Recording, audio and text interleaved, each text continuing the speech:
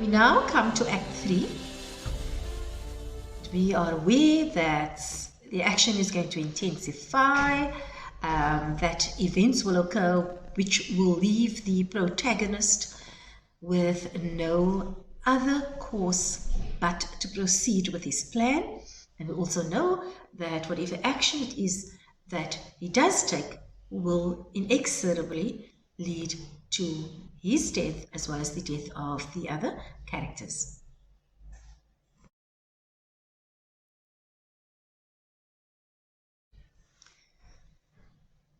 Although the rhyming couplets, the place, the thing wherein I'll catch the conscience of the king, is the conclusion to Act 2, Scene 2, and indeed the entire act, I find that it is actually a perfect summarization of events which occur in Act 3.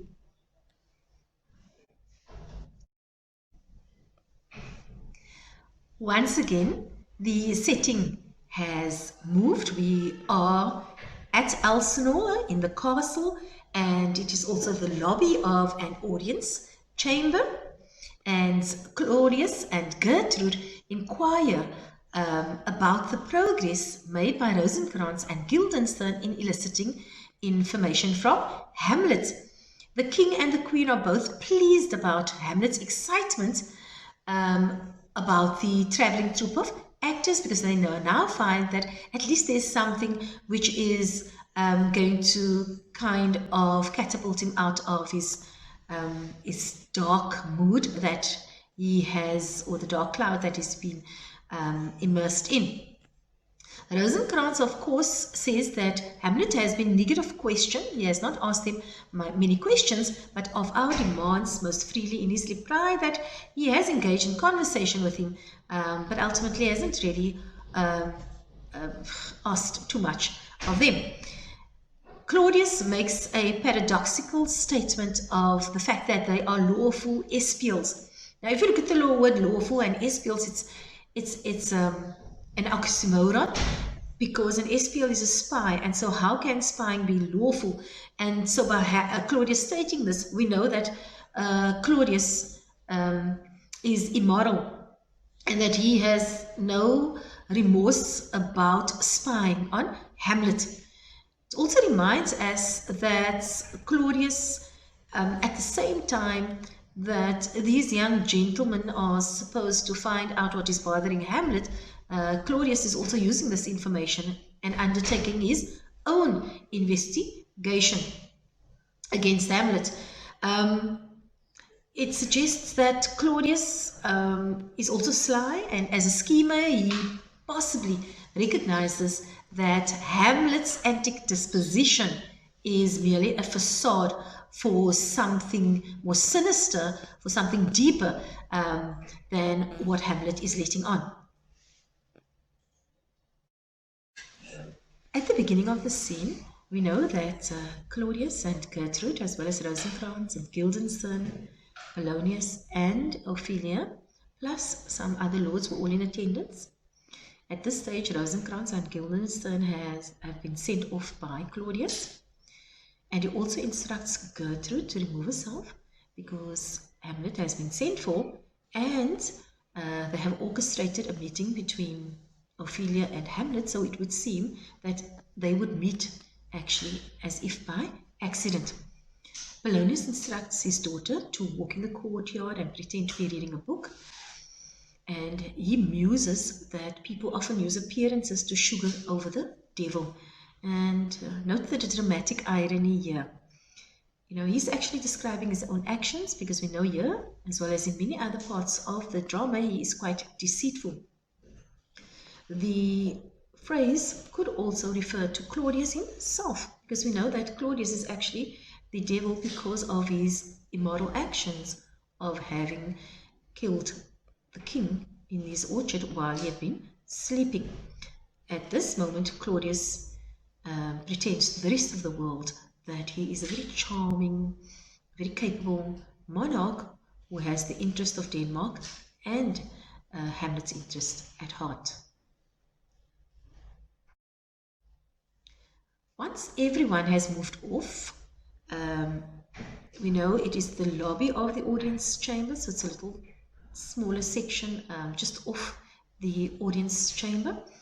It is here where Claudius finally admits his guilt. It is Claudius's soliloquy. Remember, the soliloquy is when a character reflects on his or her actions and shares his emotions with the audience. He says, "How smart a lash that speech doth give my conscience. The harlot's cheek beautied with plastering art is not more ugly to the thing that helps it than is my burden to the most painted word, O heavy burden."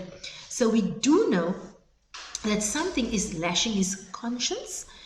He speaks about a heavy burden, and note the use of the word O, which is a heavy sound, as well as the word burden, followed by an exclamation mark, shows us that Claudius is also going through some kind of emotional turmoil. There is a suggestion that he is guilty because he talks about something being ugly. He also speaks about his conscience, and then he speaks about the harlot's cheek beautied with plastering art. Again, notice the theme of deception, of appearance versus reality.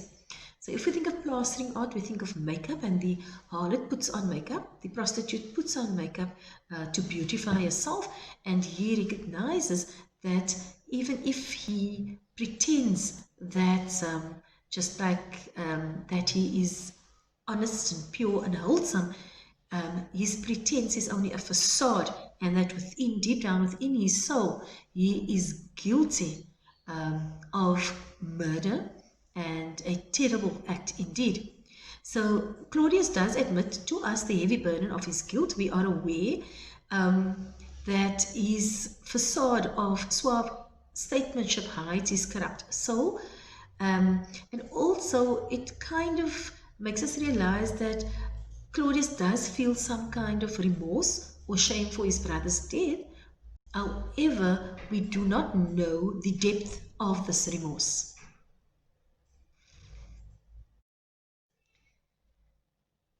While Polonius and Claudius have removed themselves and are hiding so that they can observe the meeting and the interaction between Hamlet and Ophelia, Hamlet himself is engaged once again, immersed in his own thoughts and his own little world, and he then presents the very famous soliloquy, which has become such a significant icon of Shakespeare's plays. So this is his to be or not to be speech, and so one of the issues, or what you can consider, is he actually seriously contemplating suicide, or is he just contemplating and thinking about life and death in general? So different critics have different opinions. You can make up your mind, but what we do know is that Hamlet has a tendency to overthink things, to be extremely pessimistic about the world in which he lives. And so that kind of pessimism still very much infects the soliloquy that he presents or he shares with the audience.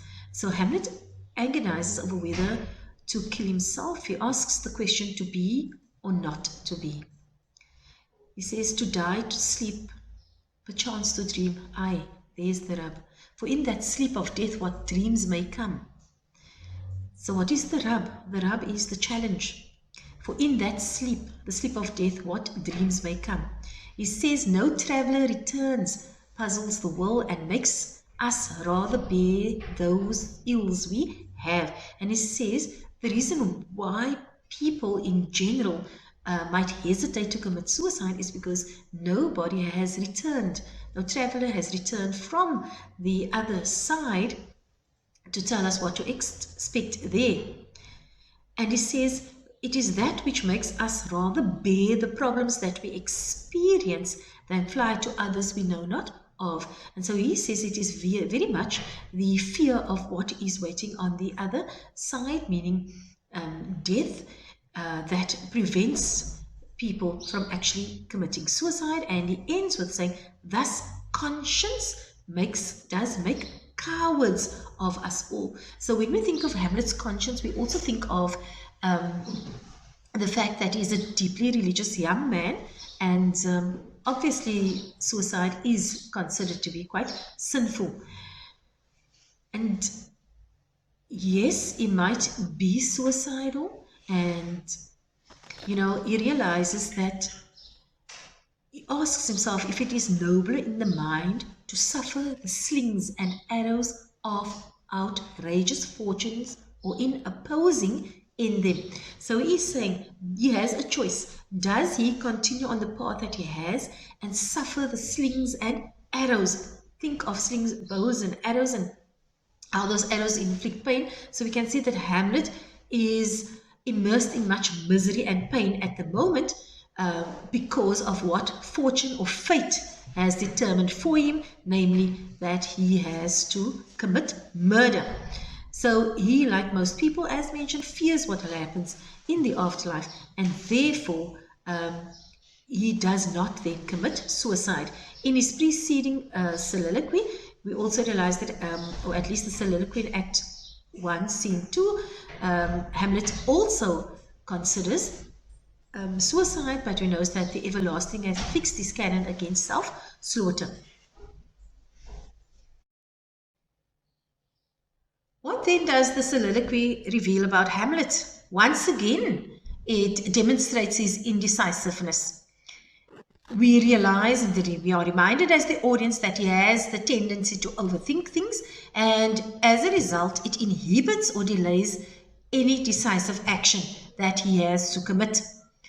Although he makes a morally appropriate decision at that time, it is still a source of frustration because he fails to act. And as the audience, we become frustrated because every time we think that Hamlet is now going to finally commit himself to killing Claudius, he once again overthinks it. And even though he decides not to commit suicide, we are frustrated because, damn it, Hamlet, there's a time when you have to actually do something. And he realizes thus the native hue of resolution is sicklied over with a pale cast of thought. And so he realizes that his tendency to overthink, to philosophize, to analyze the situation is sicklied over with a pale cast of thought, and therefore he cannot act resolutely. In this scene, which happens immediately after his deeply philosophical soliloquy on life and death, Hamlet now sees Ophelia, and we know that this meeting has been staged. And Hamlet also discovers that it indeed has been staged by her father, and obviously assuming Claudius was involved as well. So here she returns his gifts, and she tries to return the gifts, and he denies ever having given the gifts to her. And Hamlet bombards her with questions, and he asks her, "Are you honest?" Now, at this stage, possibly, he has become aware that they are being spied on. Ophelia is very distraught at the way in which Hamlet treats her, and she loses her composure. And possibly the audience gets a sense that the feelings for Hamlet run far deeper than what Polonius implies. Hamlet, meanwhile, toys with her in affections, and he says to her, "I did love you once," and she replies, "Indeed, my lord, you made me believe so." And then immediately he says to her, "You should not have believed me, for virtue cannot so inoculate our old stock, but we shall relish of it. I loved you not." So we can see he's toying with her affections, and it must have been terrible for her because in the background she is aware that their conversation is being overheard. Hamlet proceeds to viciously attack Ophelia's character, implying that she is a whore. And when he asks her where her father is, she says at home, and he knows that it is a lie. And he virtually shouts out, "Let the doors be shut upon him, that he may play the fool nowhere but in his own house." He further insults her and commands her to get thee to a nunnery. Why wouldst thou be a breeder of sinners? Now, what does the word nunnery imply? There's a pun on the word nunnery because it can either refer to a community of nuns where nuns take a vow of chastity, or it can refer to a brothel. So Hamlet is then implying that Ophelia is a prostitute and that should she be allowed to roam free, she would then infect other people and create sinners of them. His attack on Ophelia is an attack on women in general. And he says to her, marry a fool, for wise men know well enough what monsters you make of them. He says, God has given you one face and you make yourselves another. Here he is referring to the fact that often women wear makeup as if to disguise their dishonesty and their vices. So he is implying that women generally are out to seduce men and also to make fools of them. Ophelia is a protected young girl, and this vicious attack on her is to a great extent unwarranted.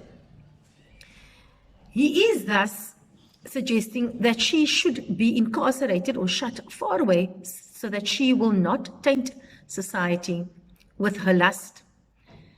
We know that Ophelia lies about her father's whereabouts, and it seems as if this lie inflames Hamlet further because he hates dishonesty as well as deceit.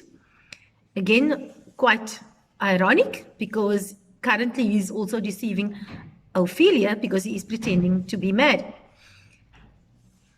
Now, very important that you should note is that Ophelia's opportunity to be honest with Hamlet is lost. And so what she does is that she virtually reaffirms for him his opinion that women cannot be trusted.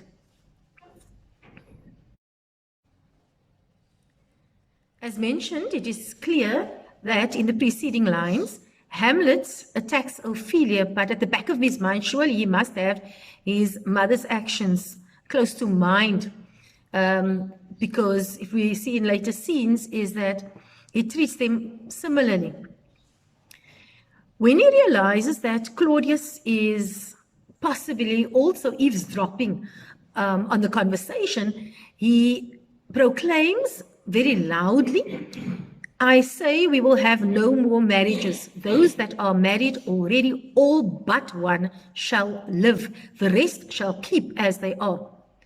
Now, when actors say these lines, then they are often encouraged by directors to say it out quite loudly and also to look in a certain direction, indicating that they are aware that the conversation is being eavesdropped on.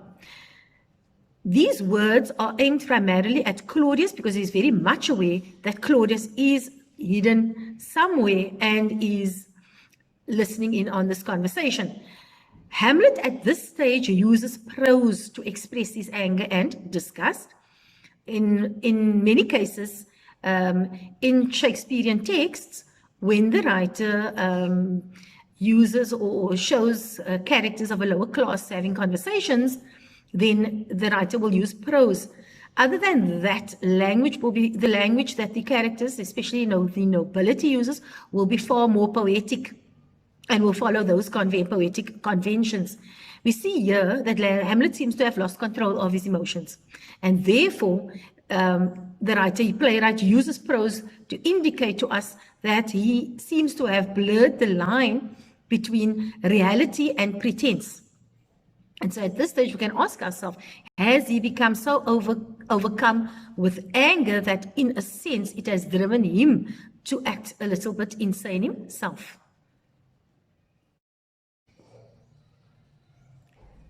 Ophelia is obviously devastated by Hamlet's attack And it seems to her that he is in full-blown madness because she bemoans the fact that a noble mind is here overthrown.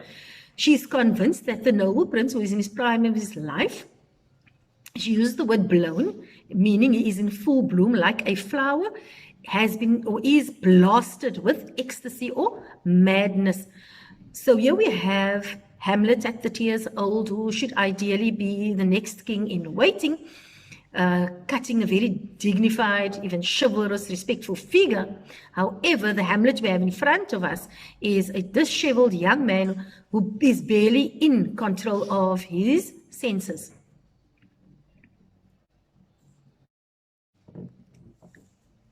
Unlike Ophelia and Polonius, who believe that Hamlet has been blasted with ecstasy and is now fully insane, Claudius, however, realizes that Hamlet's words are quite profound, and he recognizes the threat he poses to his throne. He says, love, his affections do not that way tend. His speech, though it lacked form a little, was not like madness. And Claudius uses the metaphor of birds hatching to suggest that Hamlet himself is busy hatching a plan. And the audience knows that Claudius is absolutely right. He says there's something in his soul of which his melancholy sits on brood. And I do doubt the hatch and the disclose will be some danger. So if you look at words like hatch and brood, he's referring him to or comparing him to a hen that sits on brood on some eggs, waiting for it to hatch. So we know that Hamlet has hatched a plan and is basically just waiting for that plan to reach fruition. In this case, Claudius indicates that he is far more decisive than Hamlet is, and he decides there and then to get Hamlet out of the way and also to neutralize the threat of Hamlet by sending him with speed to England. At this stage, Hamlet has not done anything immoral or illegal yet. And so Claudius's decision to send him off to England is a clear indication that Claudius now suspects that Hamlet is plotting to overthrow him or to challenge him.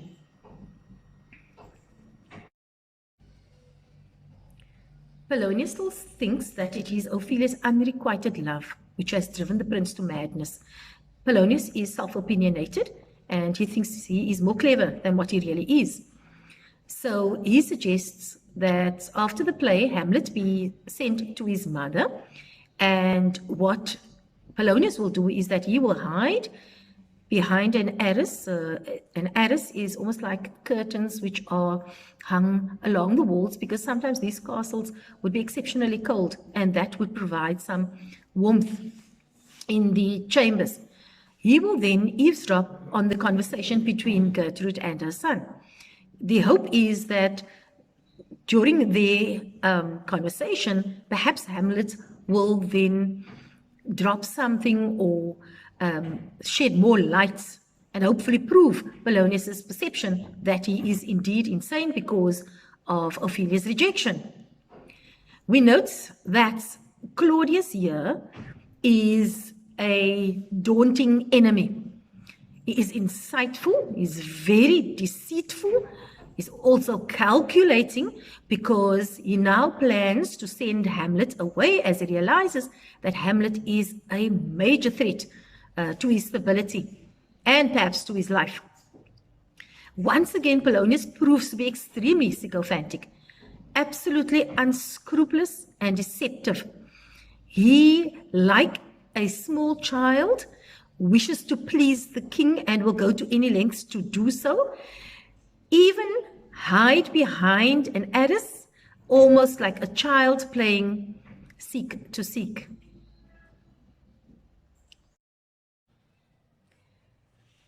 By Act 3, Scene 2, we obviously know that there is now a change in scene, and the action now takes place in another hall of the castle, where seats have been arranged for an audience to view the play. At this point, Hamlet has made the decision to observe his uncle very finely, to ascertain whether he's guilty or not, And the only person he can confide in with regards to his plan is Horatio. So he explains to Horatio that he has asked the actors to reenact the murder scene of his father at the hands of Claudius. He then also requests of Horatio that he must observe Claudius very closely. He asks him, I pray thee, observe mine uncle, for mine eyes will rivet to his face. And after we will both our judgments join in censure of his seeming. So the rivet suggests that his eyes will be fixed on Claudius's face to watch for any reaction. At this point, Ophelia joins the audience, and Hamlet, who is in a much lighter mood, flirts relentlessly with her using a barrage of sexual puns.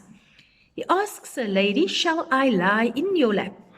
Do you think I meant country matters? Country matters referring to sexual matters. That's a fair thought to lie between maids' legs. So he flirts relentlessly, unapologetically with her. If one had not read the preceding scenes, you would have said that he indeed likes this young woman. However, in the preceding scene, he attacked her viciously by insulting her character. He also, at the same time, makes bitter, sarcastic remarks aimed at his mother. He says, look how cheerfully my mother looks, and my father died within 2 hours. Obviously, he is exaggerating the fact that his father died very recently. He wants to emphasize how quickly his mother had forgotten about his father and has moved on with her life, while he is still embroiled and very much steeped in mourning the loss of his father and having to avenge his father's death.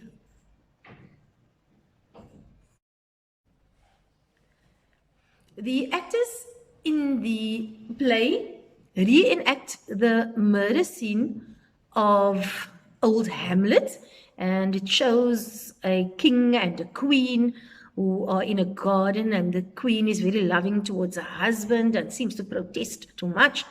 And all the while the scene is being enacted, Hamlet, is almost like a commentator commentating to Ophelia what is about to happen or what is happening in the drama. As the play progresses, Claudius and Gertrude become extremely uncomfortable. And Hamlet makes fun of them while continuing to launch sexual puns at Ophelia. When the villain in the play pours poison into the king's ear, Claudius jumps from his seat and calls for light and rushes from the room, thus revealing his guilt to Hamlet and Horatio. Now look at the meaning of the word light. So he is steeped in darkness and is clamoring for light. Perhaps it's an outcry that he wants forgiveness on some level, because normally light is associated with healing and purity, whereas darkness is symbolic of evil. Indeed, Claudius does have an evil side to his character. Hamlet is obviously overjoyed when Claudius reveals his guilt, because now it gives him the license to exact his revenge. So he's put his plan in action, he now has his answer, and now he must take action. At this stage in the play, Hamlet is super stoked. He even looks extremely happy. He seems to have lost his melancholic mood. Rosencrantz and Guildenstern have been instructed to tell Hamlet that he needs to meet with his mother in her chambers, and they are on their way to do so. And during this interaction with the two sycophantic young men, Hamlet engages them in a conversation, and he asks Guildenstern to play on a musical instrument, a recorder, and explains to him that you actually use the little holes and you use your fingers and you blow into it, and then music can come out of it. And he instructs him at least 3 to 4 times to play this instrument, and Guildenstern maintains that he is unable to play the instrument. And Hamlet becomes inflamed and he attacks him and asks him why it is that they think that they can toy with him and make him speak, yet they cannot make this little instrument speak. He says, why unworthy a thing you make of me? Note the exclamation mark. You would play upon me. And there is much music, excellent voice in this little organ. Yet cannot you make it speak. He's saying, he's comparing himself, his body, his mind to this instrument, this musical instrument. And he's saying, yet there is an instrument and there's such a lot you can do with it. You cannot play it. Yet you think that you have the ability to outsmart me and to manipulate me. So in his words, there is anger and there is a warning to these young men that they will face the consequences for toying with him. He continues, blood. Notice the exclamation of anger. Do you think I'm easier to be played on than a pipe? Call me what instrument you will. Though you can fret me, you cannot play upon me. So Hamlet is extremely angry. He says, you can irritate me. Yes, you can do that. But there is absolutely no way that you can manipulate me. So he's actually implying or saying to them that whatever information you have extracted from me is what I have wanted to give you. I am onto you, kind of thing.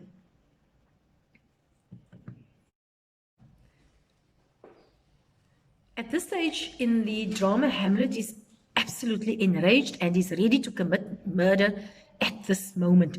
He recalls his promise to the ghost to spare his mother, and he implores, let not the soul of Nero enter this firm bosom. Now, why does he refer to Nero? Nero was the Roman emperor who had killed his own mother, so he actually is calling on strength not to hurt his mother in order to honor the promise he made to the ghost. So he says, now could I drink hot blood and do such bitter business as the day would quake to look on. So here Hamlet's anger is reflected in his words of wanting to drink hot blood, suggesting that he's now ready to spill blood. He says, I will speak daggers to her, but use none. He will attack his mother, but he will not physically harm her. In this my tongue and soul be hypocrites. So Hamlet obviously has now resolved. He has to now take the next step because there's no other choice. He knows that Claudius is guilty and he has to exact revenge for his father's death.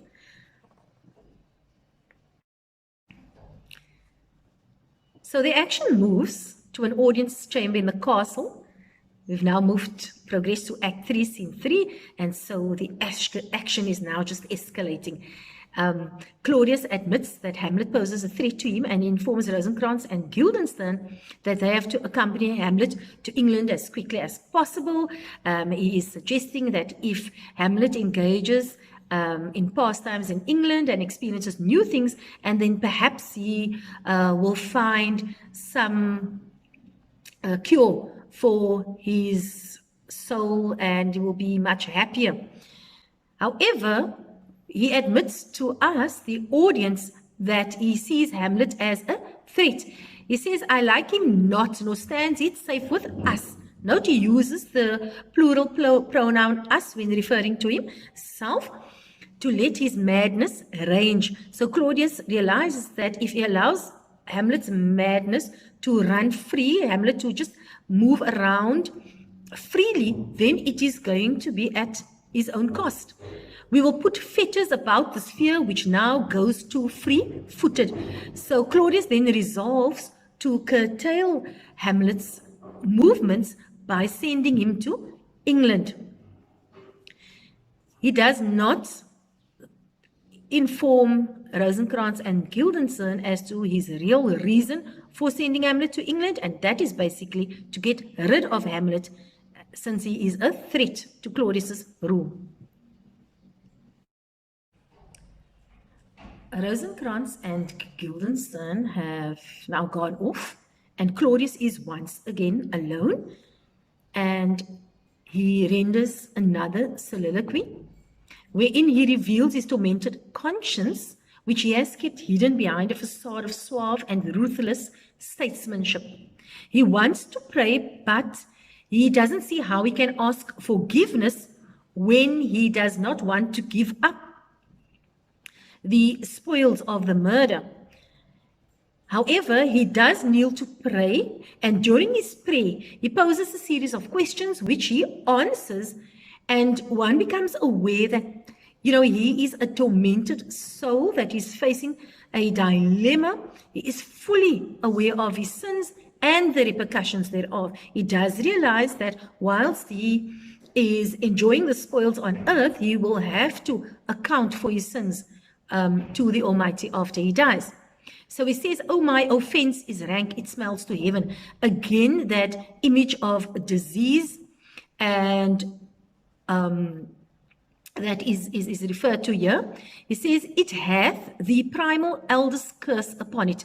So he says that the murder which he had committed, he makes an allusion to the first murder in the Garden of Eden, that of Cain and Abel. It's the one brother murdered the other, and his situation is exactly the same. And he says, pray can I not, though inclination be as sharp as will. So the audience realizes that he is struggling to actually bend his knees and pray. His foul murder cannot be forgiven because I am still possessed of the effects for which I did the murder. We do realize that Claudius is ruthless, he's power hungry, and so he does not want to relinquish whatever it is that is achieved, and those would be his queen, his own ambition, and also the crown itself. And that he says, oh, wretched state. Note the exclamation mark, the word wretched, suggesting that he is terribly unhappy. Oh, bosom black as death. This simile suggests there that within his heart, there is a heaviness in it because of the sins which he has committed.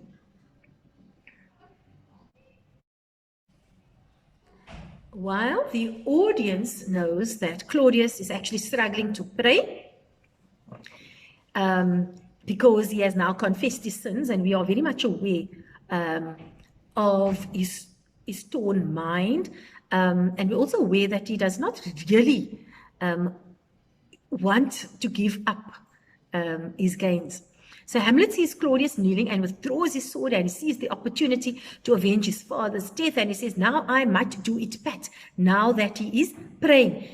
And once again, Hamlet starts reflecting, and he loses impetus. If he kills Claudius during prayer, he will go to heaven. And so that would be quite ironic, because indeed he will then send the same villain who took my father grossly with all his crimes broad blown to heaven, while his father had been murdered and did not have the chance to repent his sins. So once again, Hamlet's procrastination is evident, but we also know that it is brought upon or about by this dilemma that he has between the expectations of society and his deep religious beliefs. Hamlet eventually sheathes his sword, and this is calamitous, because we know that this had been the perfect opportunity. He resolves to kill Claudius while he is in the throes of sin, then trip him that his heels may kick to heaven, and that his soul may be as damned and black as hell where to it goes. Note that Hamlet refers to Claudius' soul as being black, and in the preceding lines, Claudius also mentioned his bosom that is black. So both characters, ultimately, Claudius acknowledges that he has indeed committed evil, and Hamlet sees Claudius very much as a reflection of how Claudius sees himself. Claudius, we realize, cannot pray because he says, my words fly up, my thoughts remain below. So we are aware as the audience that this has been an ideal opportunity for Hamlet to actually kill Claudius. However, Hamlet's initial rage, which he felt, where he said, now could I drink hot blood, has been doused by his moral reflection, and we know that his procrastination and his indecisiveness is a fatal floor. So after Hamlet has sheathed his sword, Claudius then says, my words fly up, my thoughts remain below. What a lost opportunity for Hamlet.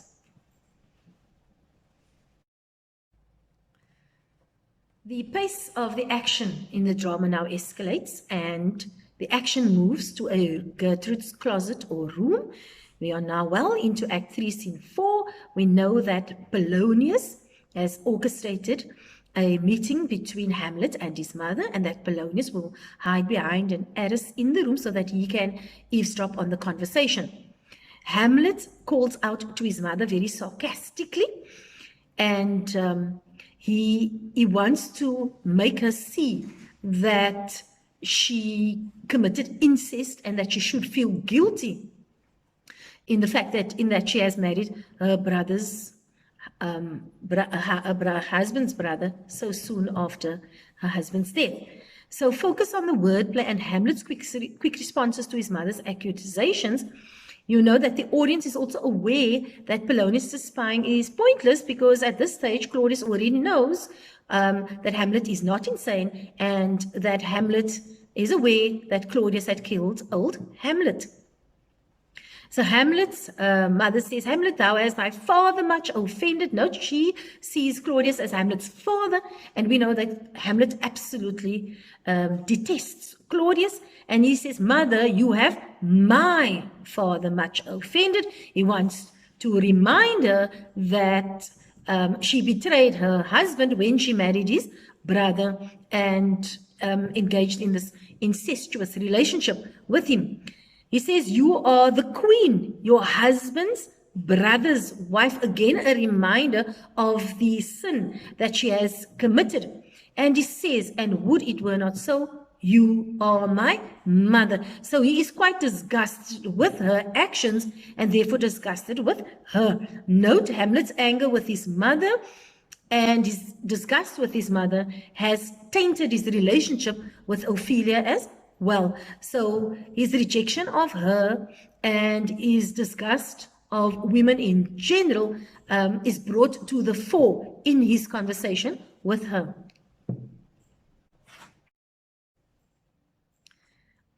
While in his mother's room, Hamlet is extremely angry and in his enraged state. He physically grabs her and she calls out for help. She says, thou wilt not murder me, help, help, oh. And she is quite confused because she fears his aggression. Polonius, who is hiding behind the arras in the hope of eavesdropping on Hamlet and finding evidence that Hamlet is insane because of Ophelia's rejection, shouts out and Hamlet stabs him through the arras, so Hamlet does not see whom he is stabbing. When he does realize that he calls Polonius a wretched, rash, intruding fool, initially he thought that it was Claudius. So note, Hamlet was full of anger. He's now taken decisive bloody action, but unfortunately it is the wrong person whom he has killed. In fact, Polonius is innocent of his father's murder. Polonius' crime is that he is sycophantic and that he spied on Hamlet, but that does not warrant Hamlet's actions of killing him. When Gertrude accuses him of a bloody deed, Hamlet says, a bloody deed almost as bad, good mother, as kill a king and marry with his brother.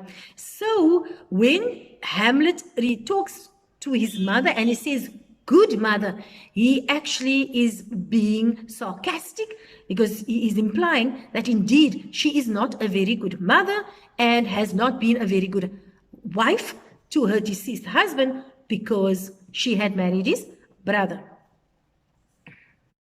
Okay. While Polonius' body is lying in the room, Hamlet shows Gertrude images of Claudius and his father. And note his reverence, his idolization of his father. He sees him as being godlike. He refers to him as Hyperion, the sun god, Mars, the Roman god of war. He refers to him as Mercury and Jove. And he compares his father to a fair mountain and to Claudius as a moor, a barren wilderness. He cannot fathom how his mother could choose Claudius after experiencing the love and adulation of his father. He further refers to Claudius as a murderer, a villain, a slave, a cutpurse or thief, a king of shreds and patches. So he's very derogatory towards Claudius, and he's also very angry. He says to his mother, "Leave the wringing of your hands and let me wring your heart." Wring your heart. I want you to think about whatever I am saying and look into your heart so that you can actually find a solution. She says, "Oh, Hamlet, speak to me no more. These words like daggers enter in mine ears." So we are not sure of how much of Hamlet's words has or resonates with Gertrude. Does she feel guilty after he says these things? We do know that she feels immense pain because she says these words like daggers enter in mine ears. So obviously she feels aggrieved by what he is saying. But we are not really sure if it actually makes her think and acknowledge that her actions were indeed not appropriate.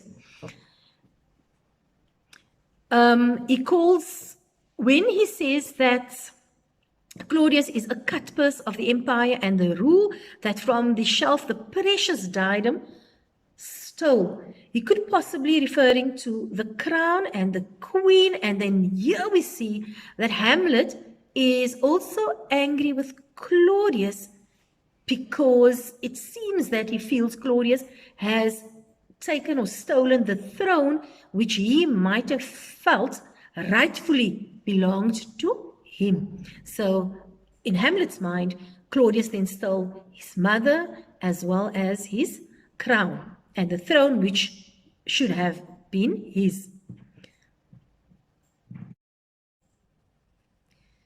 Hamlet seems to get carried away in his attack of his mother. Remember, it is a verbal attack, it is not a physical attack. And all of a sudden, the ghost appears to remind Hamlet of his oath. The ghost says, "This visitation is to whet thy almost blunted purpose." Note the metaphor that the ghost uses of a knife or blade that needs to be sharpened. For example, and alluding to the fact that Hamlet's purpose needs to be sharpened and that Hamlet has delayed in killing Claudius and then giving the ghost an opportunity to rest in peace.